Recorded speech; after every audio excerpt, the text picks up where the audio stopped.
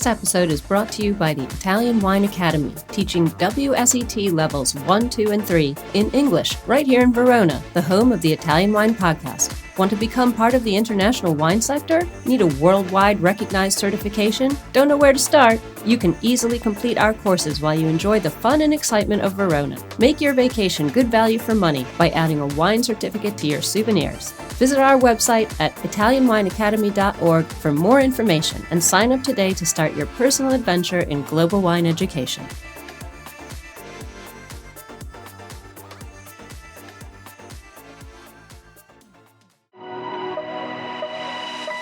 Welcome to Jumbo Shrimp Wine Study Maps. We have specially created this free content for all our listeners who are studying for wine exams. This has been a journey of development since Stevie Kim discovered Rosie Baker's hand-drawn maps on Instagram through 2 years of work by our in-house editorial and graphics team, and now the maps are available to purchase in beta form while they undergo the final proofing and editing by our expert advisory board. It's a 3-layered project because we know everyone learns differently. We now offer the complete box set of 39 maps, this series of podcasts with the maps narrated by our crack team of wine educators, and finally, the study guide book, which will be published later this year. Our map project is in no way a substitute for the material set out by other educational organizations, but we hope all the wine students out there will find our map project a new, exciting, and useful tool for learning. For more information and to buy the maps, please visit our website at mamajumboshrimp.com.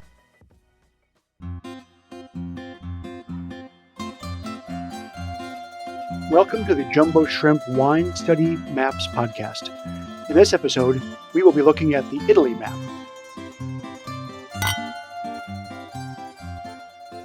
Italia, the most beautiful and most important wine country in the world. Okay, we are a little biased, but it is the world's largest producer of wine, producing wine in each of its 20 regions and making wine from the largest number of different grapes, nearly 400 and counting. Let us narrow our focus, however, to the important wine grapes, wine regions, and wine laws that define Italy. It is a long, narrow country, stretching nearly 800 miles, 1,200 kilometers, from the southern Alps into the Mediterranean Sea, nearly to the tip of Africa. Most of this long, thin country is never more than 75 miles from the water, which acts as a moderating influence of climate throughout the year. Most of the country is hilly or mountainous, and with only the plains of the Po River Valley through Veneto and the small peninsula of Puglia being truly flat and fertile. The mountain ranges of the Alps and Dolomites that define the northern border offer a protective barrier from the coldest of continental weather, although vineyards in these elevated northern areas experience a cool alpine climate. Another important topographical factor is the Apennine mountain range, which runs down the center of the peninsula and provides its own climatic influence. Unlike other wine regions of the world, where the oceanfront areas are the coolest, in Italy it is generally cooler the more inland you go, as you rise in elevation. Geologically, Italy is part of the African tectonic plate, which is slowly moving northward into Europe, creating the Alps and Dolomites. The formation of the peninsula within the Mediterranean basin by volcanoes and floods and upheavals over millions of years has created a country that is the most diverse collection of soils in the world. These factors, along with thousands of years of cultivating grapevines into the viticulture we know today, has made Italy the world leader in types and overall amounts of wine. We will explore more thoroughly each of these regions and their unique geographic and climatic conditions, their terroirs, in this and subsequent lessons. But how do we sort and codify and understand all these wines? This has been a question the Italians have been working on since before there was an Italy. The Romans and even the Etruscans and Greeks before them studied and improved viticulture for hundreds of years.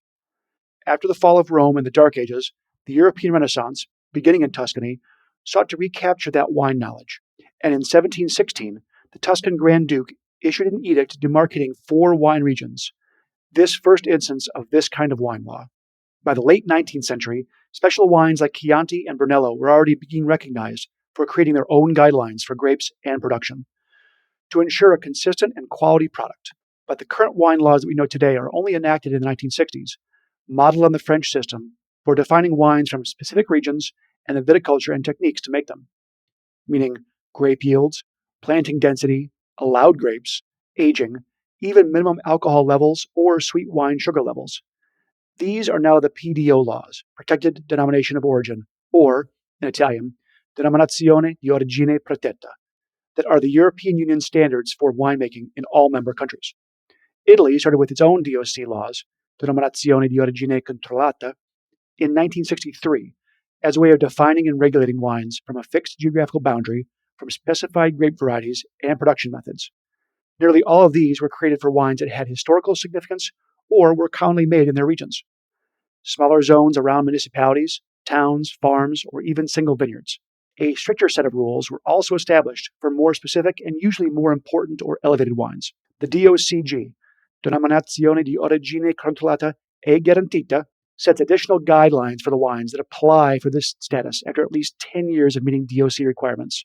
These wines are subjected to yearly tasting panels to ensure they meet the expectations for that type of wine.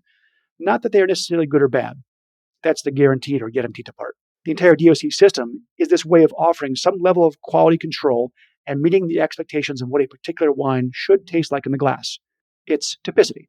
But this being Italy, there are often a few too many options within the rules to guarantee absolute quality, or, in some cases, rules too stringent to allow winemakers the freedom of expression. For DOCG and many of DOC wines, an additional safeguard is the band of paper with a unique serial number placed on every bottle. This helps to reduce counterfeiting of the most expensive and popular wines, but also keeps production within the limits set by the DOC. If a winery has the vineyards to, say, make 10,000 bottles of a certain wine, it will receive no more than 10,000 ribbons for those bottles. There are two additional levels of wine quality within the PDO pyramid. The base level is for wines labeled as Vino di Tavola in Italy, which is table wine, or simply Vino. Like other countries of the EU, these wines are simply labeled as red wine of Italy or white wine of Spain, and only recently were allowed to list grape or vintage. Most of this is bulk wine, produced without having to adhere to stricter regulations like those of DOC wines.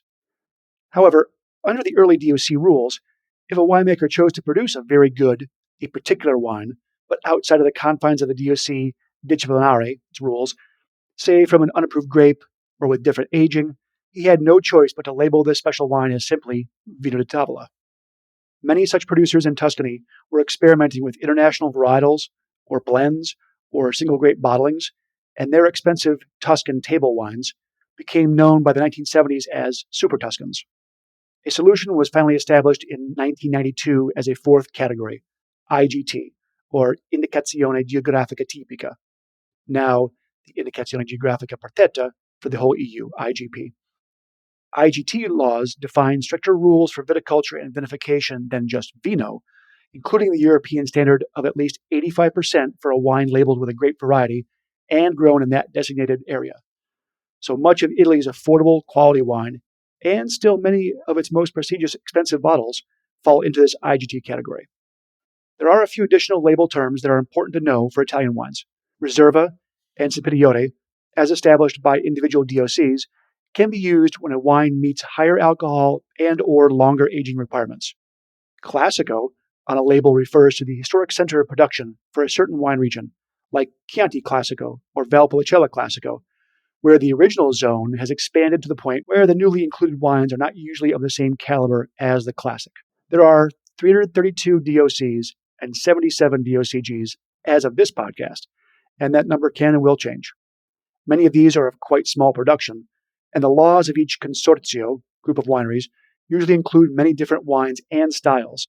So the head of the DOC Federation once laughingly told me that no one person could ever know them all. But let's explore the most important of these and more as we tour the wine regions of Italy, roughly from north to south. Italian Wine Podcast, part of the Mama Jumbo Shrimp family.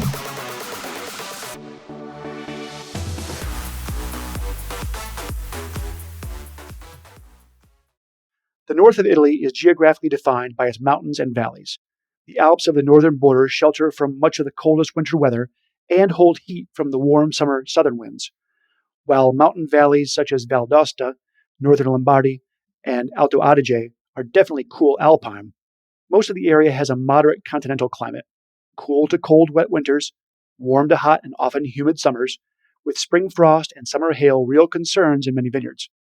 Besides the mountains, large lakes and long rivers are moderating influences in vineyard areas, and these combinations make for both high volumes of production and many high-quality wines as well. A couple of examples of Italian wines and how they are labeled. You will see wines named for the towns of their production, like Barolo or Soave. You must know that these are made from the grapes Nebbiolo and Garganega, respectively. In the case of Barolo, the law requires 100% Nebbiolo, whereas for Soave, only 70% Garganega and other local traditional grapes are allowed. If you see a wine label like Barbera d'Asti DOCG, that wine is the grape, Barbera, from D or D apostrophe, the town of Asti. This wine would have to be 85% of the labeled grape, but some DOCs have higher percentage limits. The famous Piemonte native white grape Moscato is made most often into sparkling sweet wines using the stainless steel tank fermentation method, invented by Italian Martinotti, but further patented by Frenchman Charmat. So that's the most common name. Here, the DOCG allows for fully sparkling, that's spumante in Italian, as Asti DOCG, or lightly sparkling, frizzante, as Moscato d'Asti DOCG. A Piemontese white wine, like Gavi DOCG, which is a lovely, pale, light-bodied wine, is made from 100% of the native grape Cortese. But if the wine comes from the smaller area directly around the town of Gavi, you'll often see it labeled as Gavi di Gavi. Don't worry, this will start to make a little more sense. Let's look at two other famous wines made from the same grape. Barolo and Barbaresco DOCGs are two wines both made from 100% Nebbiolo grown around those two neighboring towns in the rolling hills of southern Piemonte. But subtle differences in soil, elevation, and temperature variations have led to the laws for each being written differently to make for similar but unique wines. Because the Nebbiolo grape around Barolo tend to have more tannins and ripen later from the higher altitude of its hills, Barolo wines are required to age 1 year longer than the slightly lighter wines of Barbaresco. This additional aging in wood barrels adds even more tannin to the wine, so giving it a longer aging potential. However, Barbaresco wines can be more approachable at a younger age and less aggressive on the palate, while still giving the unique pleasure of a Nebbiolo wine. This is just one example of how studying and understanding these differences can help you make decisions on which wines you buy and drink. Some wines like these reward a little study to know how to spot potentially better quality. Soave and Lambrusco might be the best examples of a wine that lost its reputation because it was so successful. The town of Soave sits in the rolling foothills of northern central Veneto. Its famous wine, of full-bodied fruit and even hits of nuts, became quite popular in export markets like the United States. Producers wanted to make and sell more wine, so the local consortium expanded the area of the DOC to include easy-to-farm, flat, fertile fields south of the hillsides.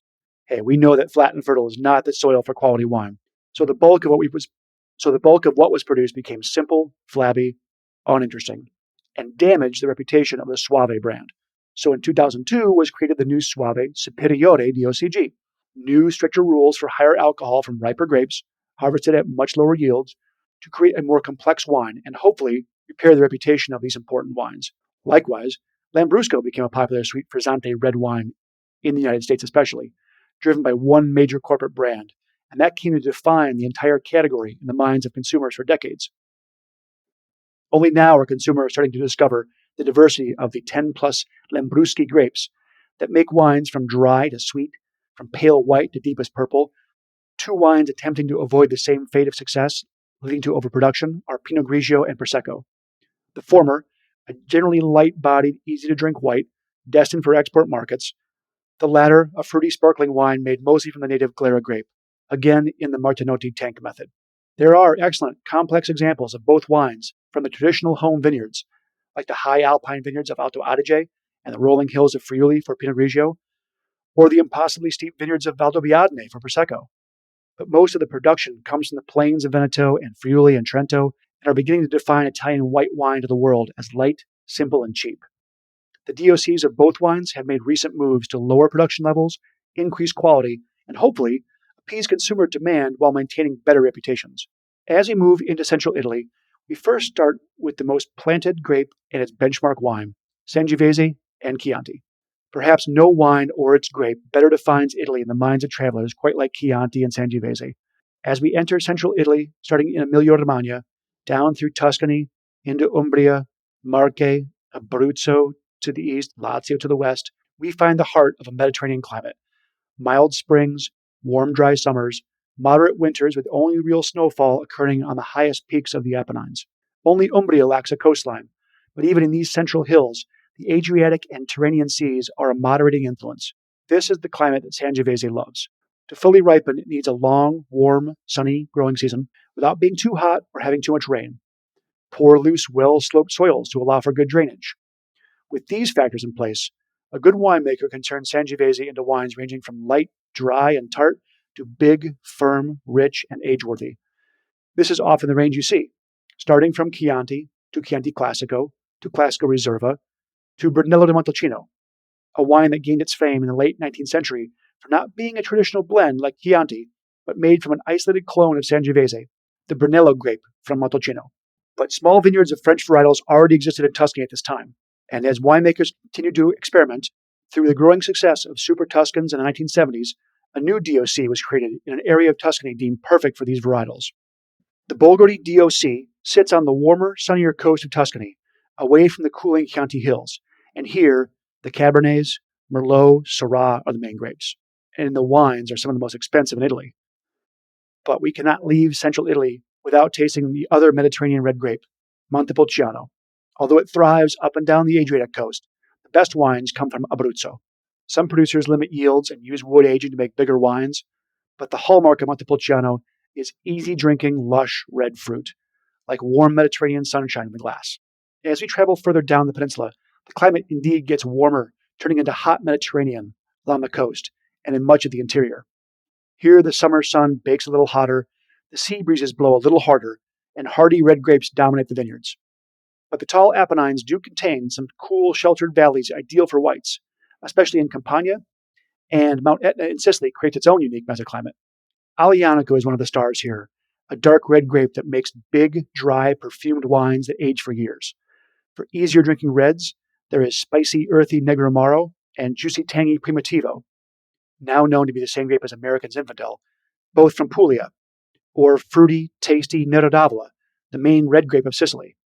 Most of these, along with the white Catarratto grape of Sicily, were historically made in bulk and into a lake of cheap wine. But more recent investments and more modern winemaking have created many bottles of good quality and great value, not only in the southern boot, but all the way to the rugged corners of Sicily and Sardinia.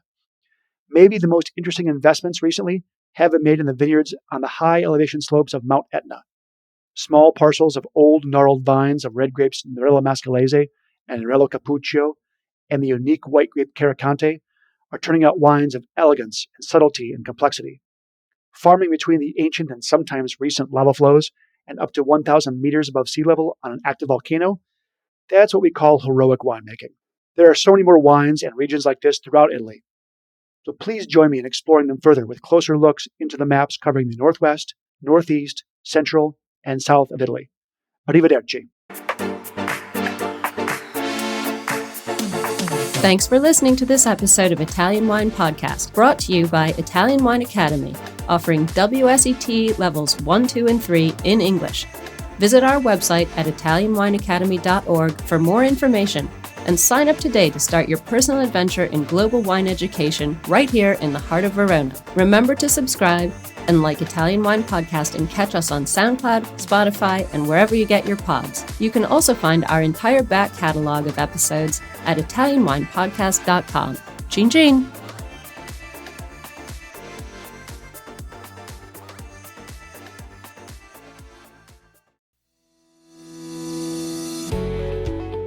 Guys, I'm Joy Livingston, and I am the producer of the Italian Wine Podcast. Thank you for listening. We are the only wine podcast that has been doing a daily show since the pandemic began. This is a labor of love, and we are committed to bringing you free content every day. Of course, this takes time and effort, not to mention the cost of equipment, production, and editing. We would be grateful for your donations, suggestions, requests, and ideas. For more information on how to get in touch, go to italianwinepodcast.com.